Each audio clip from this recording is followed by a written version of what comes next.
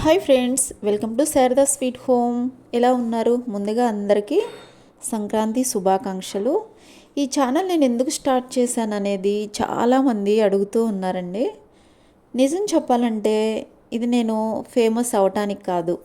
ఇది నేను సైలెంట్గా ఉన్న కొంతమంది మనుషుల కోసం ఒక వాయిస్ అవ్వాలని స్టార్ట్ చేశాను.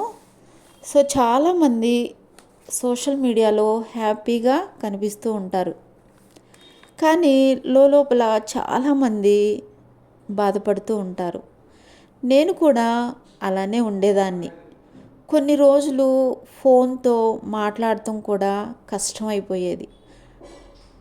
కానీ ఈ ఛానల్ ఒక చిన్న ధైర్యాన్ని ఇచ్చింది.